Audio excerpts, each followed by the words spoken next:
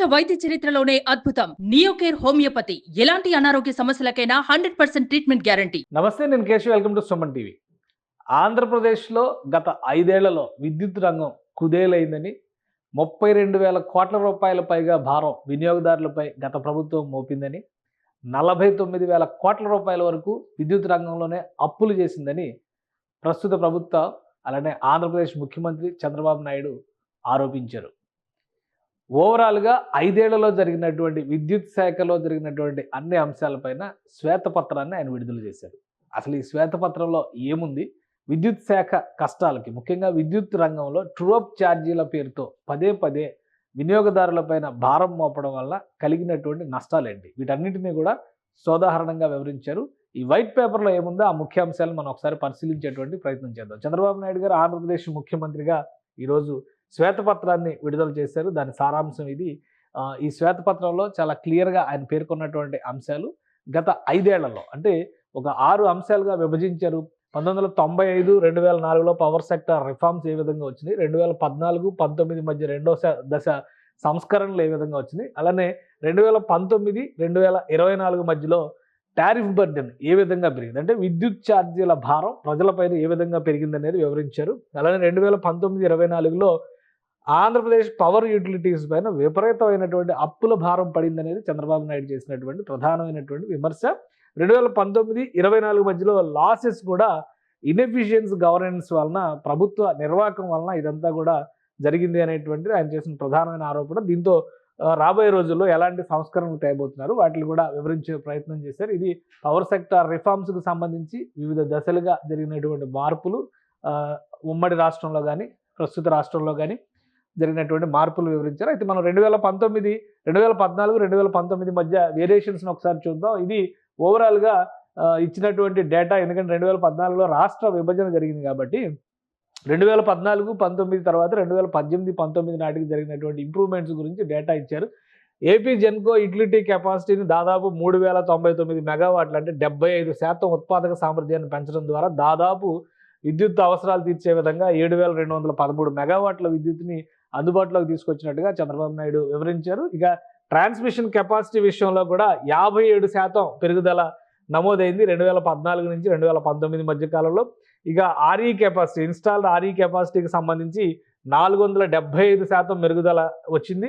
అలానే సోలార్ పవర్ని, విండ్ పవర్ని 2014, 19 మధ్య కాలంలో విస్తృతంగా ఆంధ్రప్రదేశ్ ప్రభుత్వం ప్రోత్సహించింది. ఈ క్రమంలో చూస్తే కనుక 66 మెగావాట్ల నుంచి 2,979 మెగావాట్ల సోలార్ పవర్, అంటే ఆల్మోస్ట్ 3,045 మెగావాట్లకు చేరింది. 4,514% పెరుగుదల నమోదు చేసింది. ఇది ఒక భారీ పెరుగుదలగా దీన్ని మనం చూడాల్సి ఉంటుంది. అలానే పవన విద్యుత్ విషయంలో కూడా 731 మెగావాట్ల నుంచి 4,077 మెగావాట్లకు పెంచారు. అంటే 458% ప్రోగ్రెస్ని 2014, 19 మధ్య కాలంలో 5 సంవత్సరాల్లో సాధించినట్టుగా చెప్తున్నారు. టోటల్ జనరేషన్ కెపాసిటీని కూడా 174% గత తెలుగుదేశం ప్రభుత్వం రైజ్ చేసింది అనేది చంద్రబాబు నాయుడు చేసినటువంటి విశ్లేషణ. అయితే ఒక సర్ప్లస్ స్టేట్గా 2019 నాటికి ఆంధ్రప్రదేశ్ విద్యుత్ సర్ప్లస్ స్టేట్గా, మిగులు విద్యుత్ కలిగినటువంటి రాష్ట్రంగా మేము తీర్చిదిద్దగలిగాం అనేటువంటి మాట ఆయన వివరించారు ఈ శ్వేతపత్రంలో. ఇది కీలకమైనటువంటి అంశం. అయితే 2019, 24 మధ్య జరిగినటువంటి పరిణామాలను కూడా ఆయన వివరించారు. సో దానిలో జరిగినటువంటి నష్టాలు ఏంటి అనేది ఒకసారి మనం చూద్దాం. ఇది 2014, 19 మధ్య కాలంలో ఆంధ్రప్రదేశ్ ప్రభుత్వం తీసుకున్నటువంటి సమిష్టి నిర్ణయాల వలన దాదాపు 145 జాతీయ, అంతర్జాతీయ పురస్కారాలని ఆంధ్రప్రదేశ్ విద్యుత్ రంగ సంస్థలు దక్కించుకున్నట్టుగా చంద్రబాబు నాయుడు వివరించారు. అయితే తర్వాత 2019లో వచ్చినటువంటి ప్రభుత్వంతో ఈ పనితీరు మొత్తం మారిపోయింది. ఆ పనితీరుకు సంబంధించినటువంటి గణాంకాలని ఇక్కడ స్పష్టంగా వివరించారు. 2019, 24 మధ్య కాలంలో టారిఫ్ బర్డెన్ ఆన్ కన్స్యూమర్, అంటే వినియోగదారుల పైన విద్యుత్ ఛార్జీల భారం 32,116 కోట్ల రూపాయలు చేరింది. అంటే ఈ 5 ఏళ్ల కాలంలో వేసినటువంటి భారం, ఇది అదనపు భారం. అలానే increase in det of AP power utilities, విద్యుత్ రంగంలో జరిగినటువంటి అప్పుల అంశాన్ని మనం ఒకసారి చూస్తే 49,596 కోట్ల రూపాయలకు పెరిగింది. సో ఇది కూడా చాలా ముఖ్యమైనటువంటి అంశం. ఒకవైపు విద్యుత్ ఛార్జీల భారం పెరిగింది, మరోవైపు విద్యుత్ రంగం పైన అప్పులు కూడా పెరిగాయి. Losses due to inefficient governance, ప్రభుత్వ పనితీరు లోపం వలన జరిగినటువంటి నష్టాలు 49,741 కోట్ల రూపాయలు. మొత్తంగా కలిపి చూస్తే ఈ భారం మొత్తం 1,29,503 కోట్ల రూపాయలుగా చంద్రబాబు నాయుడు ప్రభుత్వం లెక్క తేల్చింది.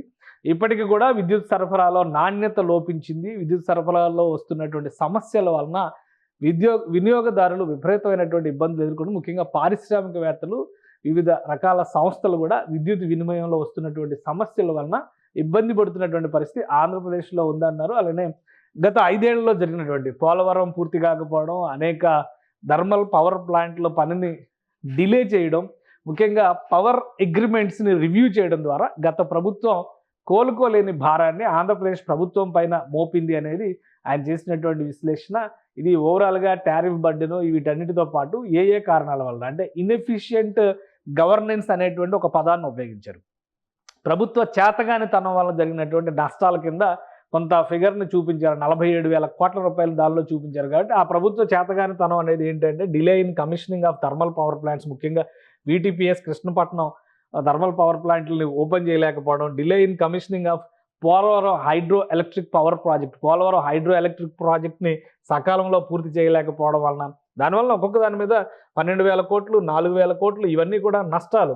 Additional impact of short term power purchase, అది కూడా 2,691 కోట్ల రూపాయలు. 7,000 మెగావాట్ల solar power system per year, దానికి సంబంధించి 3,800 కోట్ల రూపాయలు. Interest burden due to borrowings, అప్పులు తీసుకొచ్చిన దాని మీద వచ్చినటువంటి వడ్డీలు 10,892 కోట్ల రూపాయల వరకు గత ప్రభుత్వం కట్టాల్సినటువంటి పరిస్థితి వచ్చింది. Accumulated losses due to poor performance AP discoms వలన వచ్చినటువంటి నష్టాలు 9,618 కోట్ల రూపాయలుగా చూపించారు.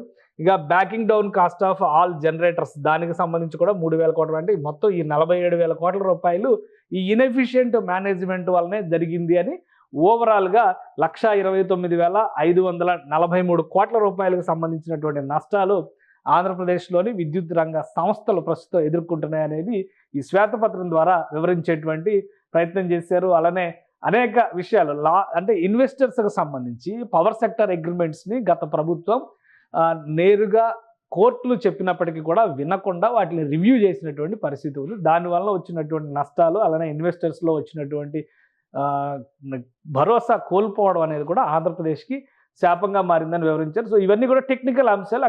వీటితో పాటు ఎక్కువగా విద్యుత్ ఛార్జీల పెంపు వల్ల నష్టపోయినటువంటి రంగం ఏదైనా ఉంది అంటే అది దిగువ మధ్య తరగతి పేద వర్గాలకు సంబంధించినటువంటి కుటుంబాలే ఎక్కువగా విద్యుత్ ఛార్జీల పెంపు వలన నష్టపోయాయి అనేది ప్రస్తుత ప్రభుత్వం ఇచ్చినటువంటి విశ్లేషణ. అది ఏ విధంగా అనేది ఇక్కడ ఒక క్లారిటీ ఇచ్చారు.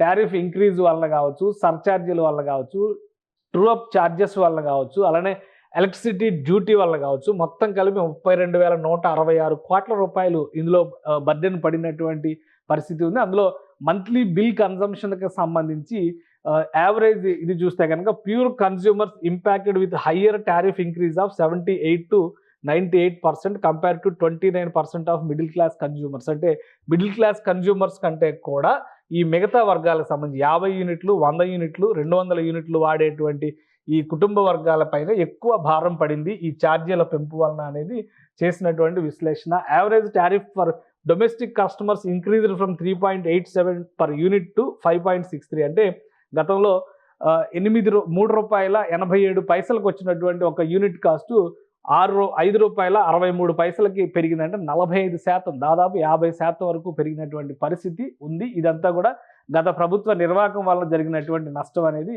ప్రస్తుత ముఖ్యమంత్రి చేసినటువంటి ఈ శ్వేతపత్రం ద్వారా చేసినటువంటి విశ్లేషణ. అలానే టోటల్ లోన్స్ కూడా 79% పెరిగినాయి. గత 5 ఏళ్లలో ఎప్పుడూ లేనంతగా ఈ లోన్స్ పెరుగుదల జరిగింది. దీనివల్ల ఇప్పుడు రాబోయేటువంటి రోజుల్లో విద్యుత్ రంగాన్ని బలోపేతం చేయడానికి కూడా చాలా కష్టపడాల్సినటువంటి పరిస్థితి ఉందనేది ముఖ్యమంత్రి చంద్రబాబు నాయుడు చేసినటువంటి విశ్లేషణ. ఇక short term borrowings highest rate of ఇంట్రెస్ట్తో తీసుకున్నారు, 10.11%తో తీసుకున్నారు. దీనివల్ల 10,892 కోట్ల రూపాయల వరకు రాష్ట్ర ఖజానా పైన భారం పడింది అనేది ఆయన చేసినటువంటి వివరణ. సో ఈ అప్పులకి సంబంధించి, ఛార్జీల పెంపుదలకు సంబంధించి, ఓవరాల్గా వచ్చినటువంటి నష్టాలకు సంబంధించి ఇచ్చినటువంటి పూర్తి విశ్లేషణ ఇది. ఇక రాబోయేటువంటి రోజుల్లో వీటన్నిటిని ఏ విధంగా ఓవర్కమ్ చేయాలి. అలానే ఇప్పుడు అదనపు బర్డెన్స్ కూడా పడుతున్నాయి. ఎందుకంటే నిర్మాణాలు సకాలంలో జరగకపోవడం వల్ల కూడా విద్యుత్ రంగానికి సంబంధించినటువంటి అనేక అంశాలపైన భారం పడుతున్నటువంటి పరిస్థితి ఉందని ముఖ్యమంత్రి చంద్రబాబు నాయుడు వివరించారు. ఇక వీటికి ఒక టార్గెట్ పెట్టుకున్నారు. డిలే అయినటువంటి ప్రాజెక్టులన్నింటినీ కూడా వీలైనంత వేగవంతంగా ముందుకు తీసుకెళ్లాలని.